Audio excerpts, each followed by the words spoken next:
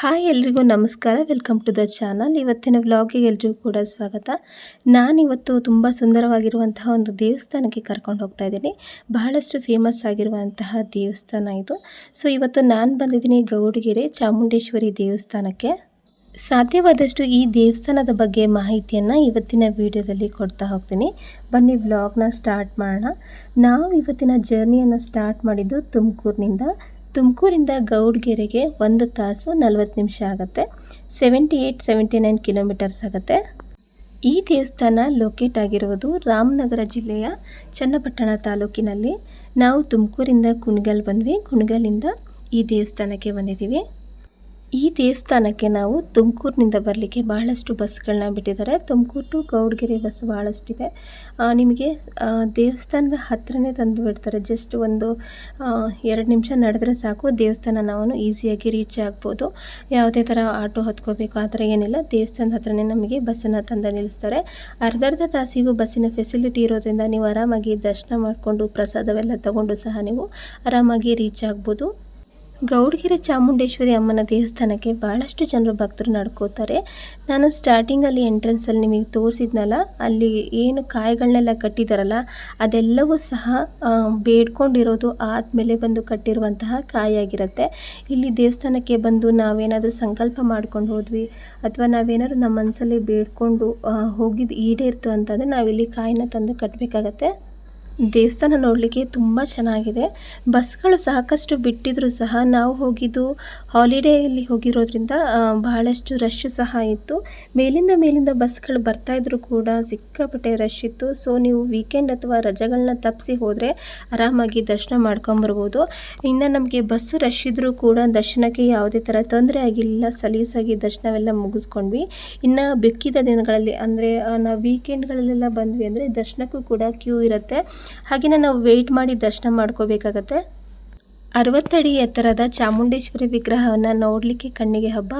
ಎಷ್ಟೊತ್ತು ನೋಡಿದ್ರೂ ಕೂಡ ಮನಸ್ಸು ತುಂಬೋದಿಲ್ಲ. ತುಂಬ ಚೆನ್ನಾಗಿ ಕಾಣುತ್ತೆ ಅಮ್ಮನವ್ರ ಮೂರ್ತಿ. ಹಾಗೆ ದೇವಸ್ಥಾನದಲ್ಲೂ ಕೂಡ 2-3 ಚಾಮುಂಡೇಶ್ವರಿ ಮೂರ್ತಿ ಸಹ ಇದೆ. ಚೆನ್ನಾಗಿ ಅಲಂಕಾರ ಮಾಡಿರ್ತಾರೆ. ನೋಡ್ಲಿಕ್ಕೆ ಕೂಡ ದರ್ಶನ ಎಲ್ಲ ನಮಗೆ ಚೆನ್ನಾಗಿ ಸಿಕ್ತು. ಸೊ ನೀವು ವೀಕೆಂಡನ್ನು ತಪ್ಪಿಸಿ ಬಂದರೆ ನಿಮಗೂ ಸಹ ನೀವು ಆರಾಮಾಗಿ ದರ್ಶನವನ್ನು ಮಾಡ್ಕೊಂಬರ್ಬೋದು. ಅಮ್ಮನವರಿಗೆ ಉಡಿ ಸಹ ತುಂಬೋದು. ಹಾಗೆಯೇ ಇಲ್ಲಿ ಪಾರ್ಕಿಂಗ್ ಬಂದುಬಿಟ್ಟು ಫ್ರೀ ಆಗಿರುತ್ತೆ. ಯಾವುದೇ ಥರ ಫೀಸನ್ನು ನಾವು ಪೇ ಮಾಡಬೇಕು ಅಂತ ಇರೋದಿಲ್ಲ. ಹಾಗೆಯೇ ಈ ದೇವಸ್ಥಾನದಲ್ಲಿ ಪ್ರತಿನಿತ್ಯ ಅನ್ನ ಪ್ರಸಾದ ನಡೀತಾ ಇರೋದ್ರಿಂದ ನಿಮಗೆ ಇಲ್ಲಿ ಪ್ರಸಾದ ಸಹ ಸಿಗುತ್ತೆ. ಊಟ ಮಾಡಿಕೊಂಡು ನೀವು ನೆಕ್ಸ್ಟ್ ಪ್ಲೇಸಿಗೆ ಸಹ ಅರೈವ್ ಆಗ್ಬೋದು. ಹಾಗೆಯೇ ನೀವು ಇಲ್ಲಿ ದೇವಸ್ಥಾನದಲ್ಲಿ ನಾನು ಇವಾಗ ಮೇಲ್ಗಡೆ ಕರ್ಕೊಂಡು ಹೋಗ್ತಾ ಇದ್ದೀನಿ ನೋಡಿ. ಒಂದೊಂದೇ ದೇವರ ಮೂರ್ತಿಯ ಸ್ಟ್ಯಾಚ್ಯೂಗಳಿದೆ. ಅದನ್ನು ನೀವು ನೋಡ್ಕೊತಾ ಹೋಗಿ. ಅವರು ಸ್ವಲ್ಪ ಅವಸರ ಮಾಡ್ತಾರೆ ಮುನ್ನವರಿಗೆ ಬಿಡಿ ಅಂತ ಹೇಳಿ. ಬಟ್ ನೀವು ಸ್ವಲ್ಪ ನಿಧಾನಕ್ಕೆ ನೋಡ್ಕೊತ ಹೋದ್ರಿ ಅಂದರೆ ನಿಮಗೆ ನೀವು ಬಂದಿರೋ ಪ್ಲೇಸಿನ ಬಗ್ಗೆನೂ ನೀವೆಲ್ಲ ತಿಳ್ಕೊಬೋದು. ಹಾಗೆಯೇ ಅಲ್ಲಿರುವಂತಹ ಸ್ಟ್ಯಾಚ್ಯೂಗಳ ಬಗ್ಗೆ ಪ್ರತಿಯೊಂದನ್ನು ಕೂಡ ನೀವು ನೋಡ್ಕೊತಾ ಹೋಗ್ಬೋದು. ತುಂಬ ಸುಂದರವಾಗಿರುವಂತಹ ದೇವಸ್ಥಾನ ಇದು. ನಾವು ಬೆಳಗಿನ ಜಾವ ಹಾಗೆ ಸಂಜೆ ಹೊತ್ತಿಗೆ ಬಂದರೆ ನಾವು ಆರಾಮಾಗಿ ದರ್ಶನವನ್ನು ಮಾಡ್ಕೊಂಡು ಹೋಗ್ಬೋದು. 12 ಗಂಟೆ ಅಂದರೆ ಕಣ್ಣಿಗೆ ಬಿಸಿಲು ಕುಗ್ತಾ ಇರುತ್ತೆ, ಸರಿಯಾಗಿ ನೋಡಲಿಕ್ಕೆ ಆಗೋದಿಲ್ಲ. ಒಳಗಡೆ ಎಲ್ಲ ಅಮ್ಮನವ್ರ ದರ್ಶನ ಎಲ್ಲ ಮುಗಿಸ್ಕೊಂಡು ಕಡೆಗೆ ಇಲ್ಲಿ 60 ಅಡಿ ಎತ್ತರದ ಚಾಮುಂಡೇಶ್ವರಿ ಸ್ಟ್ಯಾಚ್ಯೂವನ್ನು ನಾವಿಲ್ಲಿ ದರ್ಶನವನ್ನು ಮುಗಿಸ್ಕೊಬೋದು. ಹಾಗೆಯೇ ನಿಮಗೆ ಎದುರುಗಡೆ ನೀವೇನಾದ್ರು ರೀಲ್ಸ್ ಅಥವಾ ವಿಡಿಯೋಗಳನ್ನ ಮಾಡ್ಕೊತೀರಿ ಅಂದರೆ ಅದಕ್ಕೂ ಕೂಡ ಇಲ್ಲಿ ಅವೈಲಬಲ್ ಇದೆ. ಹಾಗೆ ದೇವಸ್ಥಾನದ ಕೆಳಗಡೆ ನಿಮಗೆ ಇಲ್ಲಿ ಒಂದು ಸಣ್ಣದಾಗಿರುವಂತಹ ಮ್ಯೂಸಿಯಂ ಸಹ ಇದೆ. 50 ರೂಪೀಸ್ನ ಚಾರ್ಜ್ ಮಾಡ್ತಾರೆ. ಇದು ಬಂದುಬಿಟ್ಟು ಬೇಸ್ಮೆಂಟಲ್ಲಿರುವಂತಹ ಮ್ಯೂಸಿಯಂ ಇದು. ನಾನೇನು ಒಳಗಡೆ ಹೋಗಿ ನೋಡ್ಕೊಂಬರಲಿಲ್ಲ. ನೀವೇನಾರ ಇಲ್ಲಿ ದೇವಸ್ಥಾನಕ್ಕೆ ಬಂದಾಗ ಹೋಗಿ ನೋಡ್ಕೊಂಬನ್ನಿ. 50 ರೂಪೀಸ್ನ ಚಾರ್ಜ್ ಮಾಡ್ತಾರೆ. ಹಾಗೆಯೇ ದೇವಸ್ಥಾನದ ಲೆಫ್ಟ್ ಸೈಡಲ್ಲಿ ಬಸಪ್ಪನ ಸನ್ನಿಧಿ ಅಂತ ಇದೆ. ಅಂದರೆ ಇಲ್ಲಿ ಒಂದು ಬಸವಣ್ಣ ಇದೆ. ತುಂಬ ಶಕ್ತಿಶಾಲಿಯಾಗಿರುವಂತಹ ಬಸವಣ್ಣ ಇದು. ಈ ಊರಿನ ಸುತ್ತಮುತ್ತ ಎಲ್ಲಾದರೂ ಮನೆಗಳಲ್ಲಿ ಗೃಹ ಪ್ರವೇಶ ಅಥವಾ ಶುಭ ಕಾರ್ಯಗಳನ್ನ ಮಾಡ್ತಾರೆ ಅಂತ ಅಂದರೆ ಈ ಬಸವಣ್ಣನನ್ನು ಕರ್ಕೊಂಡು ಹೋಗ್ತಾರೆ ಅಂತೆ. ಕರ್ಕೊಂಡೋಗಿ ಗೃಹ ಪ್ರವೇಶವನ್ನು ಸಹ ಮಾಡಿಸ್ತಾರೆ. ಮನೆ ಒಳಗೆ ಪ್ರವೇಶ ಸಹ ಮಾಡಿಸ್ತಾರಂತೆ. ಹಾಗೆಯೇ ನಮಗೇನಾದರೂ ಬೇಡಿಕೆ ಈಡೇರೋದು ಆಗುತ್ತಾ ಇಲ್ಲೋ ಅಂತ ನಾವು ಕೇಳಿಸ್ಕೋತೀವಲ್ಲ, ಆ ಥರ ಸಹ ಇಲ್ಲಿ ಬಸವಣ್ಣನ ಮುಂದೆ ನಾವು ಕೂತ್ಕೊಂಡು ಬೇಡ್ಕೊಂಡ್ರೆ ಬಸವಣ್ಣ ಕಾಲಿಂದ ನಮ್ಮ ತಲೆಗೆ ಆಶೀರ್ವಾದ ಮಾಡ್ತಾರೆ. ಅಂದರೆ ಇದೆಲ್ಲ ಆಗತ್ತೆ ಅಂತಲೂ ಹಾಗೆಯೇ ಆಗಲ್ಲ ಅನ್ನೋದ್ರು ಕೂಡ ನಮಗೆ ಬಸವಣ್ಣ ಅವ್ರು ತಿಳಿಸ್ಕೊಡ್ತಾರಂತೆ. ತುಂಬ ಫೇಮಸ್ ಆಗಿರುವಂತಹ ಬಸವಣ್ಣ ಅಂತ ಪ್ರತೀತಿ ಸಹ ಇದೆ.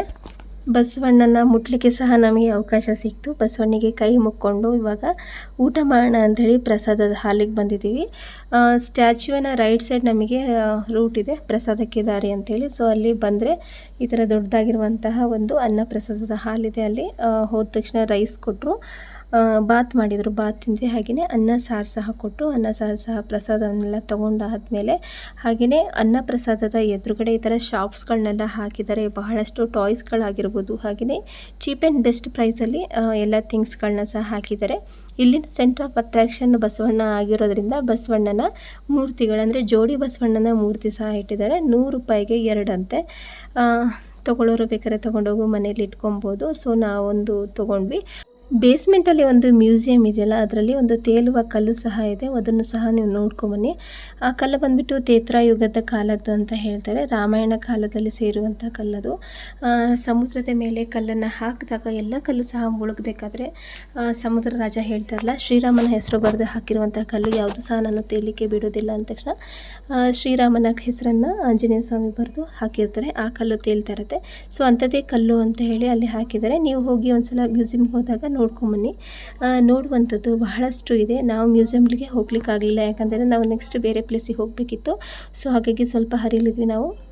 ಅನ್ನಪ್ರಸಾದ ಹಾಲ್ ಇದೆಯಲ್ಲ, ಅದ್ರ ಪಕ್ಕದಲ್ಲೇ ವಾಶ್ರೂಮ್ ಫೆಸಿಲಿಟಿ ಸಹ ಮಾಡಿದ್ದಾರೆ. ಬೋತ್ ಮೆನ್ ಆ್ಯಂಡ್ ವುಮೆನ್ ಇಬ್ಬರಿಗೂ ಸಹ ಇರೋದ್ರಿಂದ ವಾಶ್ರೂಮಿಗೆ ಸಹ ಹೋಗ್ಬೋದು. ಹಾಗೆಯೇ ಬಸವಣ್ಣನವರ ಗದ್ದಿಗೆ ಅಂತ ಸಹ ಇದೆ, ದೇವಸ್ಥಾನದ ಮುಂಭಾಗದಲ್ಲಿದೆ. ಇಲ್ಲೂ ಸಹ ಕೈ ಮುಕ್ಕೊಂಡು ದೇವರ ದರ್ಶನವನ್ನೆಲ್ಲ ಸಹ ಚೆನ್ನಾಗಿ ಮಾಡಿಕೊಂಡು ನಾವು ಇವಾಗ ರಿಟರ್ನ್ ಆಗ್ತಾ ಇದ್ದೀವಿ. ಹಾಗೆಯೇ ದೇವಸ್ಥಾನದ ಆವರಣದಿಂದ ನಾವು ನೆಕ್ಸ್ಟ್ ಬಸ್ ಸ್ಟ್ಯಾಂಡಿಗೆ ಬರ್ತಾ ಇದ್ವಿ. ಅಲ್ಲಿ ಈ ಥರ ಶಾಪ್ಸ್ಗಳೆಲ್ಲ ಇದೆ, ನಿಮಗೆ ತೋರಿಸ್ತಾ ಇದ್ದೀನಿ ನೋಡಿ. ಹೋಟೆಲ್ಸ್ಗಳಿದೆ, ಸ್ಟೇಷ್ನರಿ ಶಾಪ್ಸ್ಗಳಿದೆ. ಹಾಗೆಯೇ 20 ರೂಪಾಯಿ ಐಟಮ್ಸ್ ಅಂತ ಸಹ ಹಾಕಿದ್ದಾರೆ. ಸೇಲ್ಸ್ ಮಾದರಿಯಲ್ಲಿ ಹಾಕಿದ್ದಾರೆ. ಇಲ್ಲಿ ಬೇಕಾದರೆ ನೀವು ಬೇಕಾಗಿರೋ ಐಟಮ್ಸ್ಗಳನ್ನ ಸಹ ತೊಗೊಬೋದು. ಹಾಗೆಯೇ ಗೋಲ್ಡ್ ಪ್ಲೇಟೆಡ್ ಜ್ಯುವೆಲರಿ ಸಹ ಒಂದು ಶಾಪ್ ಇದೆ, ದೇವಸ್ಥಾನದ ಪಕ್ಕದಲ್ಲೇ ಇದೆ. ಅಲ್ಲಿ ಸಹ ನೀವು ಪರ್ಚೇಸ್ ಮಾಡ್ಬೋದು. ನಾನು ಒಂದೆರಡು ಐಟಮ್ಗಳನ್ನ ಸಹ ನೋಡಿದೆ. ಸೊ 100 ರೂಪಾಯಿ, 200 ರೂಪಾಯಿ ಈ ಥರ ಎಲ್ಲ ಸಹ ಹೇಳಿದರು. ಹಾಗೆಯೇ ಎಲ್ಲ ಸಹ ಐಟಮ್ಸ್ಗಳನ್ನ ಪರ್ಚೇಸ್ ಮಾಡಿಕೊಂಡು ಇವಾಗ ಮತ್ತೊಮ್ಮೆ ಸ್ವಲ್ಪ ಟೈಮ್ ಇದ್ದಿದ್ದರಿಂದ ದೇವ್ರ ದರ್ಶನವನ್ನು ಇನ್ನೊಂದು ಸಲ ಮಾಡ್ಕೊಳ್ಳೋಣ ಅಂಥೇಳಿ ಬಂದಿದ್ವಿ. ಈ ಥರ ನಾವು ಜರ್ನಿ ತುಂಬ ಚೆನ್ನಾಗೇ ಇತ್ತು. ನೀವು ಸಹ ಈ ಥರ ದೇವಸ್ಥಾನಕ್ಕೆ ಬಂದಾಗ ನಿಮಗಾಗಿರುವಂಥ ಎಕ್ಸ್ಪೀರಿಯೆನ್ಸ್ನ ನನಗೆ ಕಾಮೆಂಟಲ್ಲಿ ಮಾಡಿ. ನಿಮಗೆ ನೀಗುತ್ತೆ ಅಂತಂದರೆ ನೀವು ಹರಕೆಗಳನ್ನ ಅಥವಾ ದೇವಸ್ಥಾನಕ್ಕೆ ಹೋದಾಗ ನೀವು ಬೇಡ್ಕೊಂಡು ಬರ್ಬೋದು. ನಮಗೆ ಹರಕೆ ನೀಗಿಸ್ಲಿಕ್ಕೆ ಆಗಿಲ್ಲ ಅಂತಂದರೆ ಜಸ್ಟ್ ನಾವು ದೇವಸ್ಥಾನದಲ್ಲಿ ಬೇಡ್ಕೊಂಡು ಬಂದರೂ ಸಹ ಸಾಕಾಗತ್ತೆ. ಸೊ ನಾನಂತೂ ಹೆಚ್ಚಾಗಿ ದೇವಸ್ಥಾನಗಳಲ್ಲಿ ಹೋದಾಗ ಹೆಚ್ಚಾಗಿ ಹರಕೆಗಳನ್ನು ಮಾಡ್ಕೊಳ್ಳಲ್ಲ. ಜಸ್ಟ್ ನಾನು ಬೇಡ್ಕೊಂಬರ್ತೀನಿ, ಒಳ್ಳೇದು ಮಾಡು ಸ್ವಾಮಿ ಅಂತ ಹೇಳಿ. ಏನಕ್ಕೆ ಅಂತಂದರೆ ಹರಕೆ ಕಟ್ಕೊಳ್ಳೋದು ಹೆಚ್ಚಲ್ಲ, ಬಟ್ ನಾವು ಮಾಡ್ಕೊಂಡಿರೋ ಹರಕೆ ಮಾಡಿಕೊಂಡಾಗ ನಾವು ಬೇಡ್ಕೊಂಡಿದ್ದು ಸಹ ಈಡೇರಿರುತ್ತೆ. ಬಟ್ ಈಡೇರಿದ ಮೇಲೆ ನಾವು ಅದನ್ನು ಮರಿಬಾರ್ದು. ತಪ್ಪದೆ ಎಲ್ಲ ಹರಕೆಯನ್ನು ಸಹ ನಾವು ತೀರಿಸ್ಬೇಕಾಗತ್ತೆ. ಹಾಗಾಗಿ ಮಾಡ್ಕೊಂಡಿರುವ ಹರಕೆನ ನಾವು ನೆನ್ಪಿಟ್ಕೋತೀವಿ ಅಂತಂದರೆ ಯಾವುದೇ ಥರ ಭಯ ಇಲ್ಲ, ಆರಾಮಾಗಿ ಹರಕೆಯನ್ನು ಮಾಡ್ಕೊಬೋದು. ಹರಕೆಗಿಂತ ಹೆಚ್ಚಾಗಿ ನನಗೆ ಚಾಮುಂಡೇಶ್ವರಿ ಅಮ್ಮನವ್ರ ವಿಗ್ರಹ ನೋಡಿದಂತೂ ತುಂಬಾ ಖುಷಿಯಾಯಿತು. ಸೊ ಇಷ್ಟು ದೂರದಿಂದ ಬಂದಿದ್ದಕ್ಕೂ ಕೂಡ ಒಂಥರ ಸ್ಯಾಟಿಸ್ಫ್ಯಾಕ್ಷನ್ ಆಯಿತು. ಒಳಗಡೆ ಇರುವಂಥ ಅಮ್ಮನವ್ರ ಮೂರ್ತಿ ಸಹ ತುಂಬಾ ಚೆನ್ನಾಗಿದೆ. ಸೊ ಇವತ್ತಿನ ವ್ಲಾಗ್ನ ಎಂಡ್ ಮಾಡ್ತಾ ಇದ್ದೀನಿ. Thank you.